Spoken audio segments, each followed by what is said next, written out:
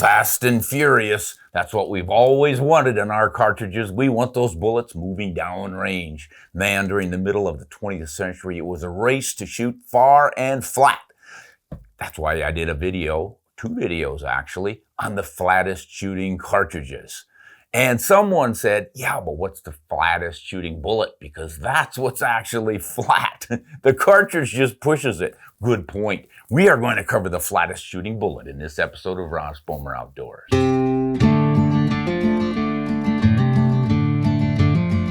All right, this is not going to be a real surprise answer to some of you ballistic experts, but a lot of us are a little bit confused. Does it make a heck of a lot of difference which bullet we shoot? I think most of us would think that these new, sleek, high BC bullets are really going to shoot flat, whereas the old, stubby ones, maybe not so much. But wait a minute, those can be driven faster. Is that going to make much of a difference?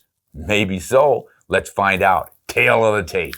All right, here's what we're going to do. We are going to compare a 120 grain AMAX bullet in a .284 7mm and a 140 grain VLD match bullet from Berger and a 190 grain long range hybrid match bullet from Berger. These are not the exact bullets. I didn't have those. These are just props, but they represent roughly what you're looking at. A fairly light short bullet, a middle of the ground bullet, and then one of the long, sleek, heavy bullets. Which one is going to shoot the flattest?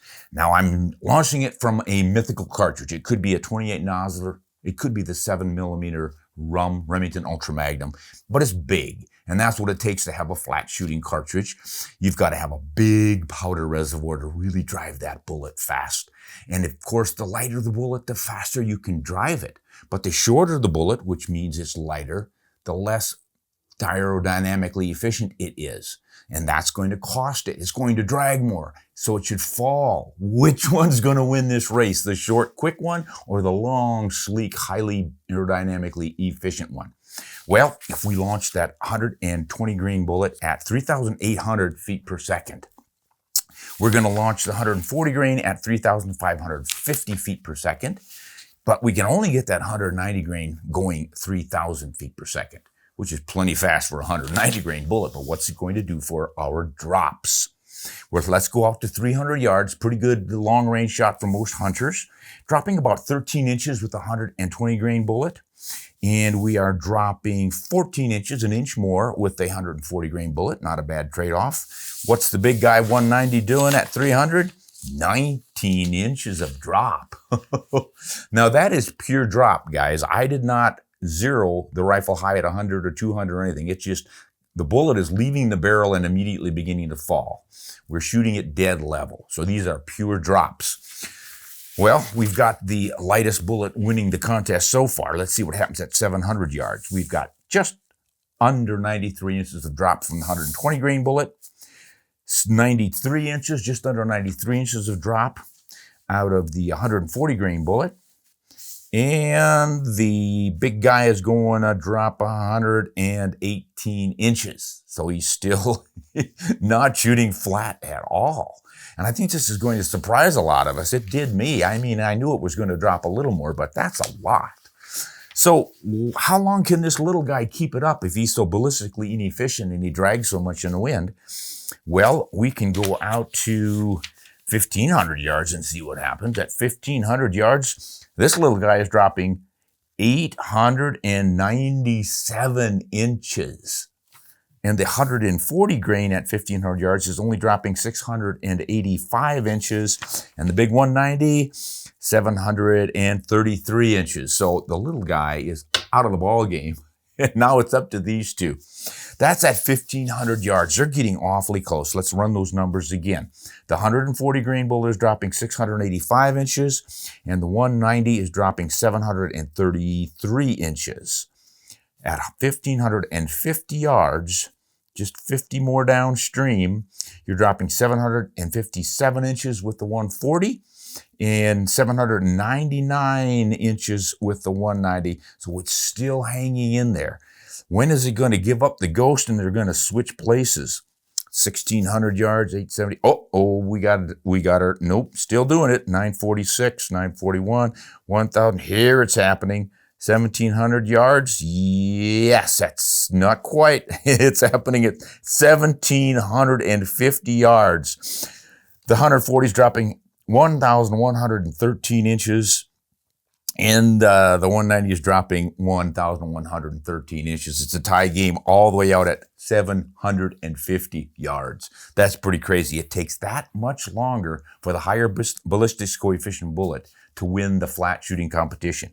Then at 2,000 yards, it's only dropping 1,738 inches only.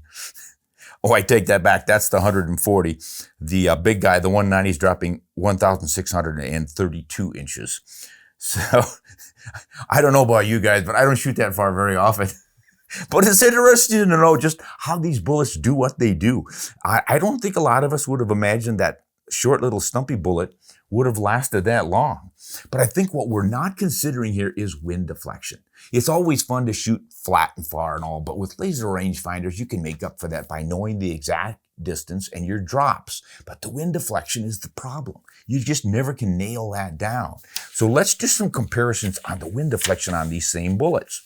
At 300 yards, you're getting almost 6 inches of wind deflection out of the little guy. You're getting only 4.45 out of the 140, but you're only getting 3.65 with the big 190. So there's your advantage. Now, that's not a huge advantage at 300 yards, but what if you're trying to drop your bullet just right into the target zone at 700 yards? You're going to have almost 38 inches of wind deflection out of the little bullet, 27, so it's a 10-inch less deflection out of the 140 grain, and only 21.5 inches out of the 190. There you see your advantage. And it just keeps going like that. The long high BC bullets win the game because of the deflection, less wind deflection. And that's their real value. So even if you don't shoot extreme range, you're just a typical hunter going out to 300-400 yards, maybe on occasion 500, you're going to have an advantage for the wind deflection with these bigger bullets. But if you just want to scream and shoot flat, you got to go with the little guys because they can sure do it out to about 500, 700 yards and sometimes even 1,000. Now, all these numbers, of course, will vary depending on the cartridge you're shooting. So it's valid regardless, whether you're even shooting a 30-30. It just doesn't matter. You've got choices in bullets. If you want to shoot your flattest at reasonable distances, it's probably going to be your lighter bullets. Just make sure that they're all spire point bullets. You don't want to go with a flat nose or a round nose because those are really going to drag, and then the wind's going to blow them a lot. Get a lot of wind deflection there. That's kind of the name of the game on bullets shooting flat. Is wind deflection, I think, is a much more serious consideration for all of us.